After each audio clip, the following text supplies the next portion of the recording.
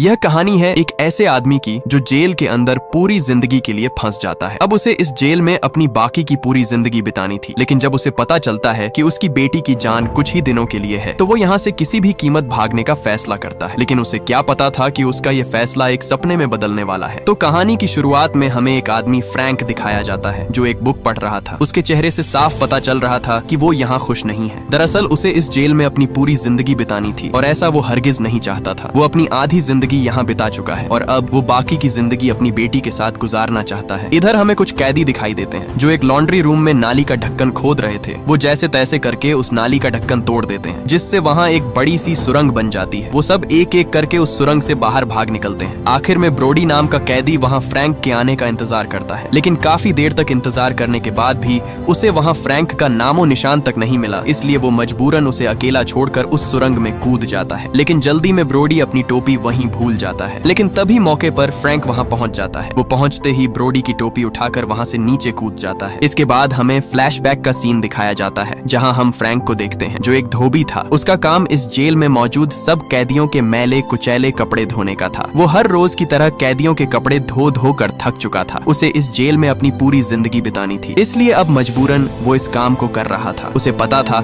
कि अगर उसने इस काम को छोड़ दिया तो वार्डन उसे उसकी मौत से पहले ही इस जेल में तड़पा तड़पा कर मारेगा। इसलिए वो चुपचाप अपने काम में ध्यान देता और किसी से भी बात नहीं करता। एक दिन जब वो काम करके अपने सेल में लौटा तब उसने देखा कि उसका साथी जो उसके सेल में उसके साथ रहता था वो अपना सारा सामान पैक करने में लगा था। उसकी अभी रिहाई का टाइम आ चुका था क्योंकि उसकी कैद पूरी हो चुकी थी और अब वो इस जेल से आजाद होने वाला था। ये देखकर फ्रैंक का दिल अंदर से दुखी हो गया क्योंकि उसके सामने उसका साथी अपने परिवार में जा रहा था। लेकिन उसकी बदकिस्मती उसे इस जेल में पूरी जिंदगी काटनी थी। जब तक वो मर नहीं जाता तब तक वो इसी जेल में रहेगा। इधर सब कैदी नए आने वाले कैदियों का इस्तकबाल करने के लिए तैयार खड़े थे। इसी बीच वो सब कैदी जेल के अंदर पहुंच जाते हैं। सब कैदियों को उनका सामान उनके हाथ में थमाकर जेल में लाया जाता है। सब कैदी उन्हें जेल में आता देखकर बहुत खुश होते हैं क्योंकि इस जेल में आने वाले हर नए कैदियों पर पुराने कैदियों के लीडर उन पर अपना नंबर लगाते थे, मतलब उन्हें चुनते थे और उन सब के बीच फाइटिंग करवाई जाती है। जो भी उस फाइटिंग में जीत गया उसे वो कैदियों के लीडर खरीद कर अपने ग्रुप में शामिल कर लेते थे। इसी बीच एक कैदी जिसका नाम रिजा था, उसका भाई टोनी आकर उसे खुशी से बताता है कि इस बार हमें अपने ग्रुप के लिए सबसे तगड़ा फाइटर चुनना होगा ताकि हम हर फाइटिंग जीत सकें। इधर सब कैदियों की चेकिंग करके उन्हें अलग अलग सेल में भेज दिया जाता है और एक कैदी जिसका नाम लेसी था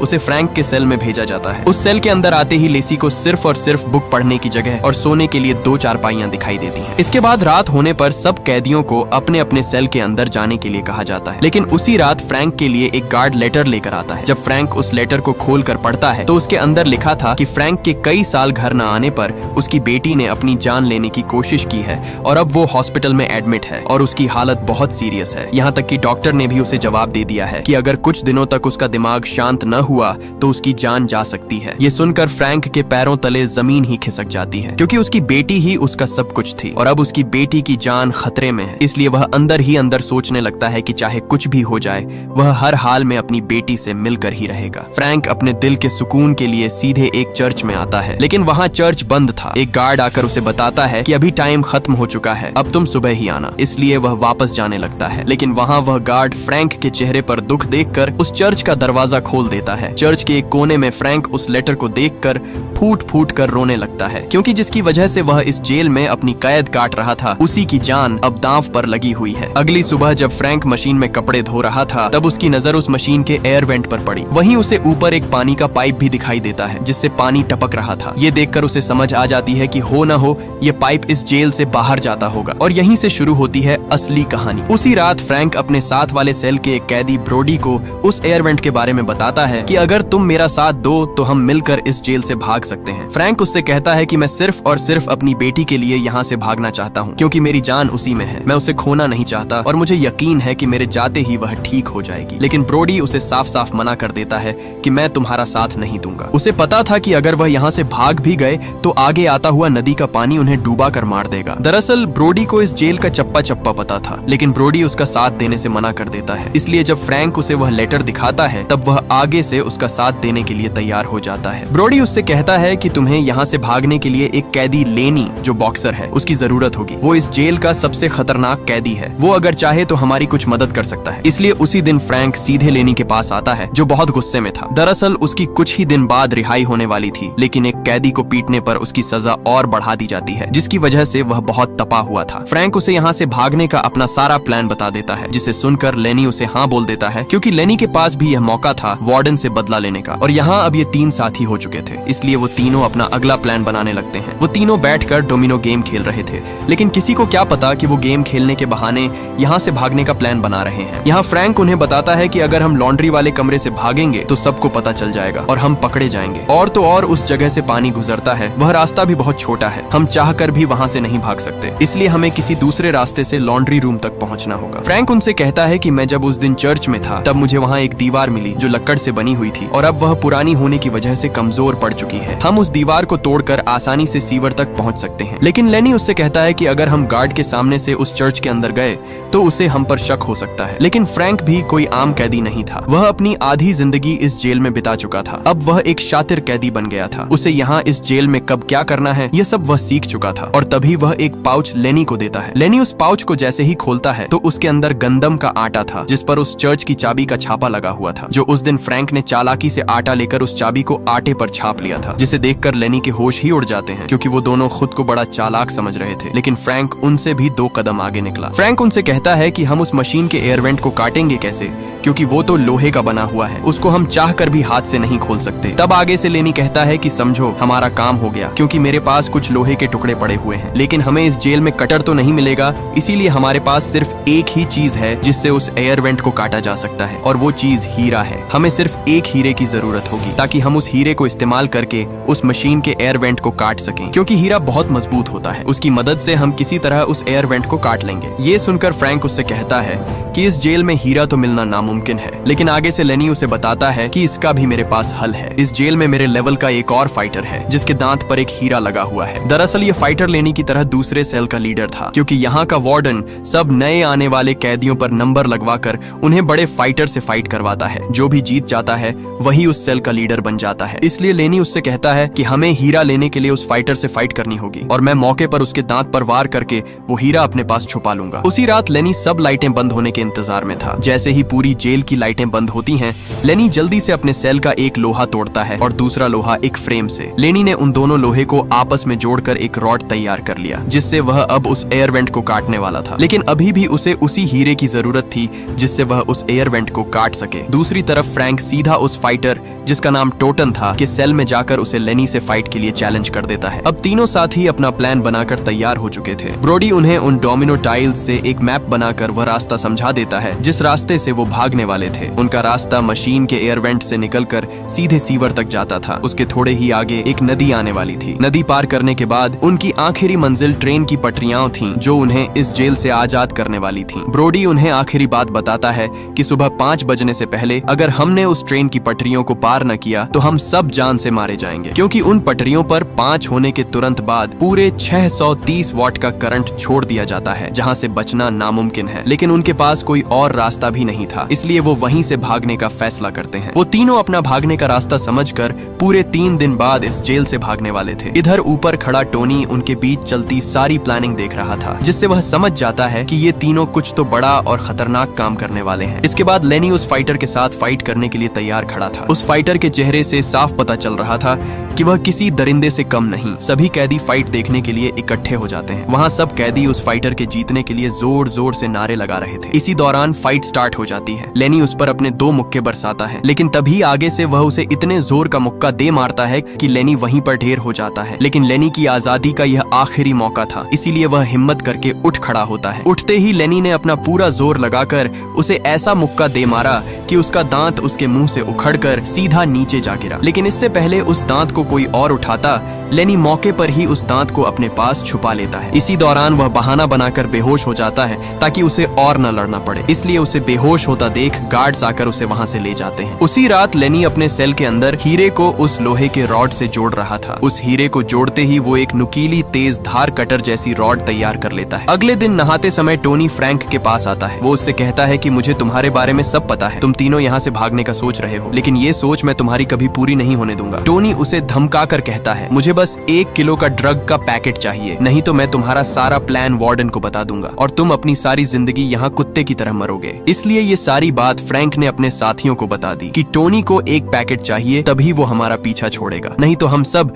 हमेशा के लिए यहाँ कैद हो जाएंगे। वो उसे मारकर अपने रास्ते से हटा भी नहीं सकते थे, क्योंकि टोनी इस जेल में सबसे खतरनाक कैदी रिजा का भाई था। उसके होते हुए उसे कोई भी हाथ नहीं लगा सकता। उन्हें पता था कि अगर उन्होंने उसे मार दिया तो रिजा उनके टुकड़े टुकड़े कर देगा। इसलिए ना चाहते हुए भी फ्रैंक उन दोनों से कहता है कि हमारे पास टाइम बहुत कम है, हमें इस जेल के अंदर एक कैदी विव बटिस्टा की मदद लेनी होगी। वही एक ऐसा कैदी है जो हमारी मदद कर सकता है। दरअसल विव बटिस्टा इस जेल में वार्डन के साथ मिलकर सबको ड्रग बेचा करता है, लेकिन इस ड्रग की कीमत बहुत ज्यादा होती है जो आम कैदी नहीं ले सकता है। इसलिए टोनी उन्हें इस्तेमाल करके उनसे ड्रग मांग रहा था। उसी दिन फ्रैंक सीधे बटिस्टा के पास आता है। फ्रैंक उससे कहता है कि अगर तुम इस जेल से भागना चाहते हो तो तुम्हें हमारी मदद करनी होगी। फ्रैंक उससे कहता है कि तुम्हें एक ड्रग का पैकेट टोनी को देना होगा। इसलिए ये सुनकर बटिस्टा मान जाता है, लेकिन बटिस्टा को पता था कि अगर उसने टोनी को ड्रग का पैकेट दे भी दिया तो फिर भी वो उनका भागने का प्लान वार्डन को बता देगा। इसलिए बटिस्टा उसे रास्ते से हटाने के लिए उसके पैकेट में जहर मिलाने का फैसला करता है। बटिस्टा उसी रात उस ड्रग में जहर मिलाकर एक पैकेट तैयार कर लेता है। बटिस्टा बुक देने के बहाने आकर वह पैकेट सीधे फ्रैंक के सेल में फेंक देता है। रात टोनी अपने दोस्त के साथ वह पैकेट लेने के लिए आ जाता है, जिसे देखकर फ्रैंक उस पर गुस्से में होता है कि मैंने तुम्हें अकेला आने के लिए कहा था, क्योंकि अगर यह बात बाहर तक फैल गई तो उनका सारा प्लान फेल हो जाएगा और वे सारी जिंदगी यहाँ कैदी बनकर रह जाएंगे। लेकिन टोनी आगे से कहता है कि मैंने जो कहा है वो करो, मेरा पैकेट मुझे दो, नहीं तो तुम्हारा सारा पोल खोल दूंगा। इसलिए फ्रैंक उसके हाथ में वो ड्रग का पैकेट दे देता है। लेकिन इससे पहले टोनी वहाँ से जाता, वो फ्रैंक के साथ ही लेसी को तंग करने लगता है, क्योंकि टोनी की नजर पहले दिन से ही लेसी पर थी। लेकिन लेसी भी कच्चा खिलाड़ी नहीं था। आगे से वो कुर्सी उठाकर उसके सर पर लगातार दे मारता जाता, जिसे देखकर टोनी का साथी वो पैकेट लेकर वहाँ से भाग निकलता है। लेसी अब टोनी को छोड़ने वाला नहीं था। वो एक सरांदा उसके मुंह पर दबाकर उसे मारने की कोशिश करता है, लेकिन मौके पर फ्रैंक उसे रोक देता है। उस पिटाई की वजह से टोनी की हालत बुरी हो जाती है। लेसी ने उसकी इतनी पिटाई की कि वो ठीक तरह से चल भी नहीं पा रहा था। वो रेंगता रेंगता जैसे ही सीढ़ियों के पास आता है, वो एकदम सीढ़ियों से नीचे जा गिरता है और गिरते ही टोनी की वहीं पर मौत हो जाती है। उसकी मौत की खबर एक कैदी सीधा उसके भाई रेजा को जा देता है। उसकी मौत की खबर सुनते ही रेजा सीधा टोनी के सेल में आता है। जैसे ही वो टोनी के साथी को उठाता है, वहाँ वो मर चुका था। दरअसल उसने लालच में आकर वो सारा ड्रग ले लिया था जिसमें जहर था, और उस जहर की वजह से उसकी भी मौत हो जाती है। इधर टोनी के मरते ही पूरी जेल में अलार्म बजने लगता है। इसलिए फ्रैंक अपने सेल से टोनी का फैला हुआ सारा खून साफ कर देता है, क्योंकि उसे पता था कि रेजा उससे पूछताछ करने जरूर आएगा। दूसरी तरफ गार्ड ने लेसी को एक अंधेरी काल कोठरी में डाल दिया। जैसे ही रेजा को पता चलता है कि उसके भाई की मौत के पीछे फ्रैंक का भी हाथ है, तो वह सीधे उसके सेल में आता है। रेजा उससे कहता है कि मैं तुम्हारी जान बख्श दूंगा अगर तुम मुझे सच बता देते हो। पहले तो फ्रैंक उसे झूठ बोल देता है, लेकिन उसे पता था कि रेजा उसकी जान ऐसे नहीं छोड़ेगा। तब वो उसे सच बता देता है कि मेरा कोई कसूर नहीं है, तुम्हारा भाई टोनी खुद लेसी को तंग कर रहा था, इसलिए लेसी ने उसे आगे से पीट डाला। ये सुनकर रेजा के अंदर लेसी के लिए बदले की आग भड़कने लगती है। रेजा उससे कहता है कि जैसे ही लेसी काल कोठरी से बाहर आएगा, तुम उसको मेरे सेल में लेकर आओगे। दरअसल अब रेजा लेसी को अपने सेल के अंदर ही मारकर